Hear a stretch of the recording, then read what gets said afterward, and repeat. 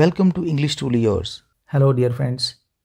In this vocabulary builder series, Vocabulary 10 on 10, you are going to learn 10 words of English language, which will definitely enrich your knowledge and improve your language skills. So let's get going.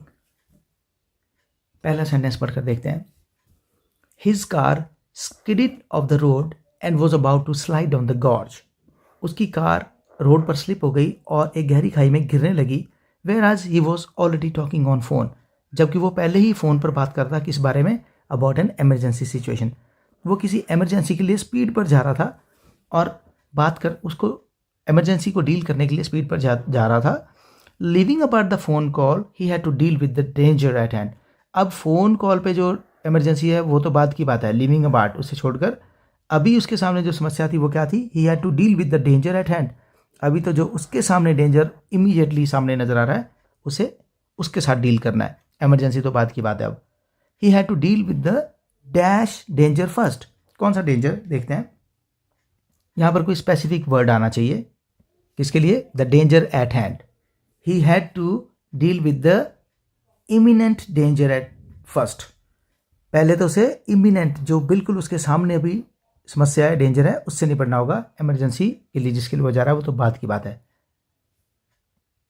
तो ऐसा danger या ऐसी situation जो बिल्कुल आपके सामने है, eight hand है बिल्कुल, उसे हम कहते हैं imminent, which is very likely to happen in future right in front of you. That is known as imminent. Imminent problem, imminent danger. Next देखते हैं.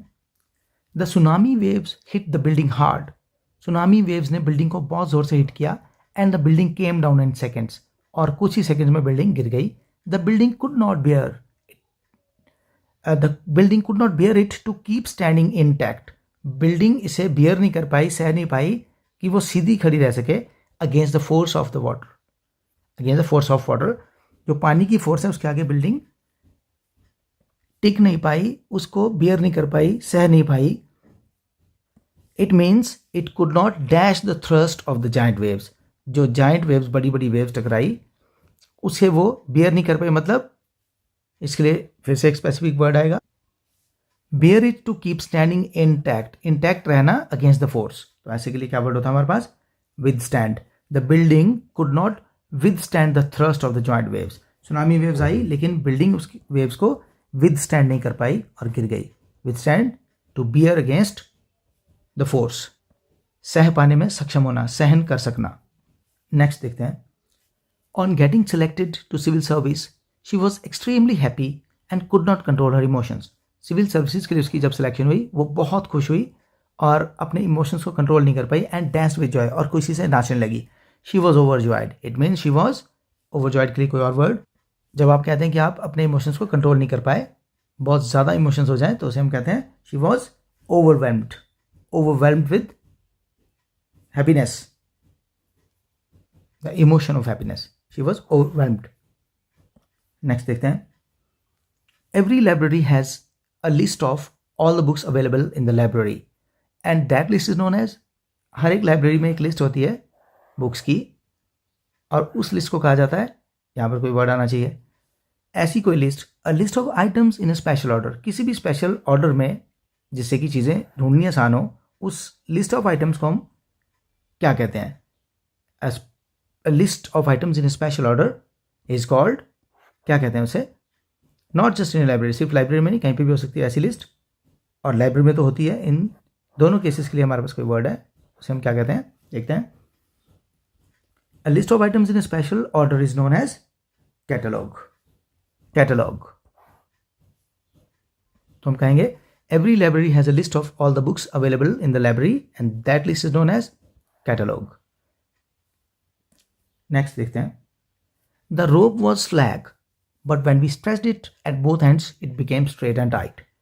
जो रस्सी थी वो स्लैक थी, ढीली थी बिल्कुल, लेकिन जब हमने उसे स्ट्रेच किया दोनों एंड्स पर, दोनों किनारों से खींचा और सीधा किया और टाइट किया, तो क्या हुआ, it means the rope became. इसके लिए कोई स्पेसिफिक वर्ड है. स्ट्रेट एंड टाइट अगर कोई चीज़ है, खासतौर पर जैसे रस्सी या धागा, तो अगर वो सीधा है, खींचा हुआ है, तो उसके लिए हमारे पास इंग्लिश में वर्ड है, it became taut. It became taut. जब हमने रस्सी को खींचा, लूज थी पहले, स्लैक थी, अब खींचा और वो टाइट हो गई तो वो क्या हो गई, टोट हो गई, बिल्कुल सीधी, स्ट्रेट, सख्त। नेक्स्ट देखते हैं, he was a minister but was murdered.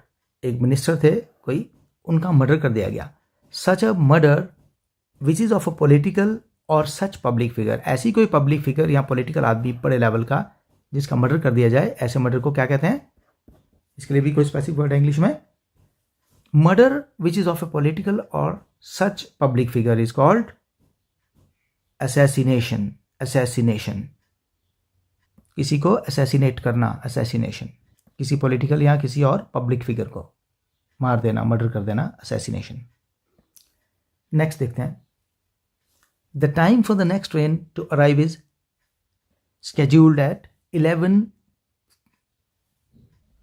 The time for the next train to arrive is scheduled at 11:05 a.m. and it is coming on exact time.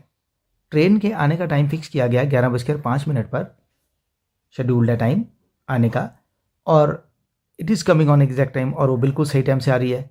It means the train is on schedule. कहेंगे हम the train is on schedule, on exact time, on schedule. Next देखते हैं, the businessman spent lakhs of rupees on his daughter's marriage. कोई बड़ा businessman है, उसकी बेटी की शादी है, उसने कई लाख रुपया शादी पर लगाया। People say that he did it to show off. लोगों का कहना है कि ये सब उसने दिखावा करने के लिए किया है, शो ऑफ करने के लिए किया है। दे से दैट इट वॉज, ऐसे दिखावे को हम और क्या कह सकते हैं? Such a show off can also be called ostentation. Ostentation. Next देखते हैं, it is very difficult to please him. कोई आदमी है, उसे प्लीज करना, खुश करना बड़ा ही मुश्किल काम है। He is very careful in choice of things. उसकी जो चॉइस है उसमें बड़ा ही केयरफुल है, जल्दी खुश नहीं होता। And is not happy with the work done or things easily. जो काम है या जो चीज़ें हैं उनसे वो बड़ी जल्दी खुश नहीं होता, उसको खुश करना मुश्किल है। So he is, such a person can be called, ऐसे आदमी को क्या कह सकते हैं जो डिफिकल्ट टू प्लीज हो? Fastidious, is very fastidious, difficult to please. Next देखते हैं, ही डज चैरिटी, वो काफ़ी चैरिटी करता है। Sometimes donates cash to schools, कभी स्कूल्स को कैश डोनेट करता है। Distributes uniforms to the needy free of cost, और जो ज़रूरतमंद है उनको यूनिफॉर्म्स भी बांटता है फ्री ऑफ कॉस्ट। ऐसा आदमी जो काफ़ी डोनेशन देता है, डोनेट करता है चीज़ें या पैसा, इंग्लिश में उसके लिए भी स्पेसिफिक वर्ड है। Who does charity can be called benevolent. Benevolent. He is a benevolent man. तो ये थे हमारे वीडियो के आज के 10 important words of English language. I hope आपको अच्छे से समझ में आए होंगे। इन्हें फिर से देखिए, रिवाइज कीजिए और अपनी लैंग्वेज में शामिल करने की कोशिश कीजिए। Thank you. अगर वीडियो अच्छा लगा हो तो लाइक, शेयर और कमेंट करना ना भूलें। चैनल को सब्सक्राइब भी करें। Thank you, thanks for watching.